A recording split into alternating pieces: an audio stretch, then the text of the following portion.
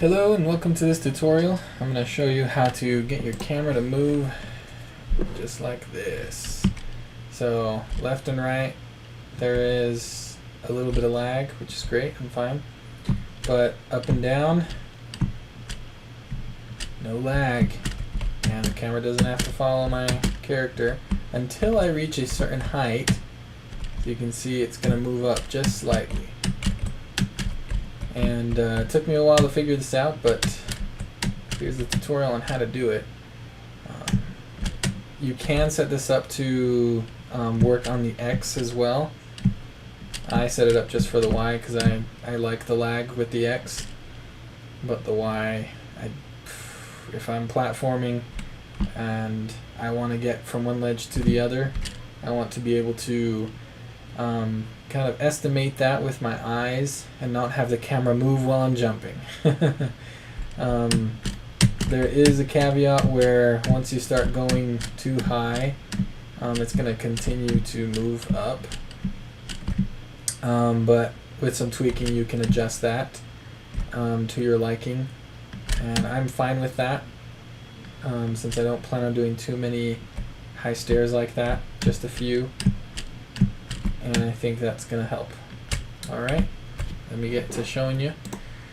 So the code is going to look kind of like this. We can ignore this part here. Just delete that. Okay. Basically, there is a OR condition. This is in the Events tab, right? So you start off by creating an OR condition. And I'll just go through it right here as a new event. So let's say this is a new event. You're going to create new condition, add condition, and we're just going to type in OR here. And it'll be right here. It's under the advanced section if you don't want to do the search. So you hit OR. It's going to tell you there's nothing. Don't worry about that. You just hit OK.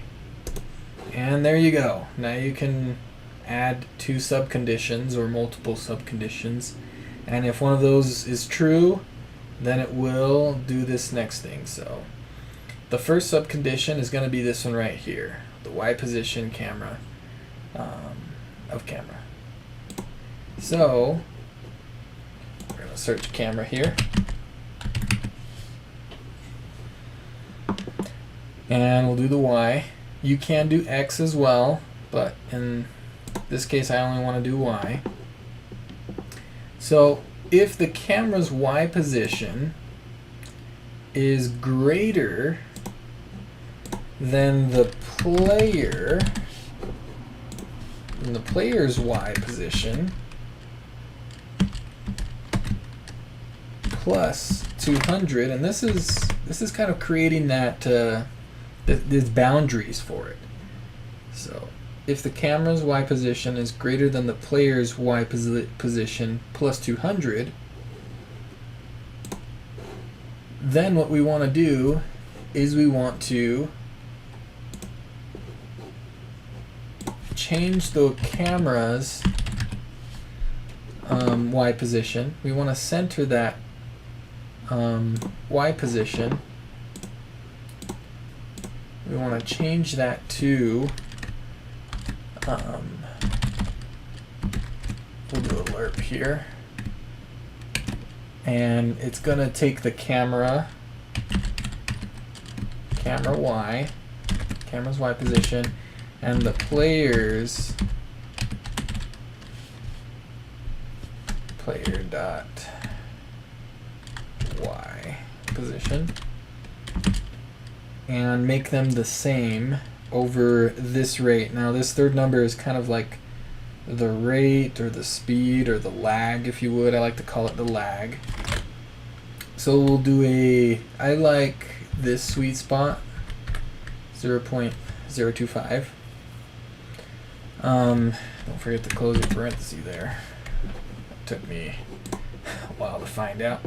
But that's kind of the speed of the lag. And for the X, this is the only thing I have. I don't have any if condition, but it's just this right here, set equal to and then hit OK.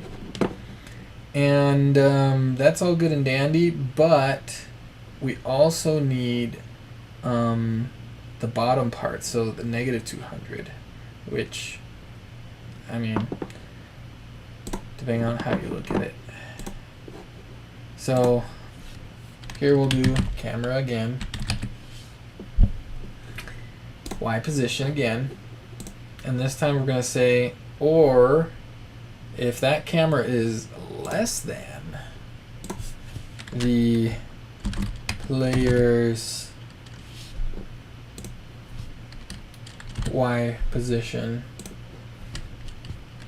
minus 200, and you can play with these numbers 200 to kind of create that square, the square boundaries. This is kind of an invisible boundary that we're creating here. So when the camera is outside of these boundaries, it's going to start to readjust right here. So these two are exactly doing the same thing. I just wanted to show you. But essentially this is what's happening. So I'll just go ahead and delete that, because I don't want it to do it twice. But when you apply that, that's how you get this kind of option to jump freely within kind of a little square right around this player. So when that player goes outside of this square, then the camera is going to adjust so that the player is always inside that square. So that's how you do it. If you have any questions, feel free to leave them down in the comments below. This is actually my first video, so give me a like and subscribe. And if you want to see other videos or have other questions, I actually don't know too much about GDevelop, but I just decided to make this video because it took me forever to figure this out, and there ain't no videos or documentation on it, at least that I was able to find. Hope you enjoyed it, and have a good one.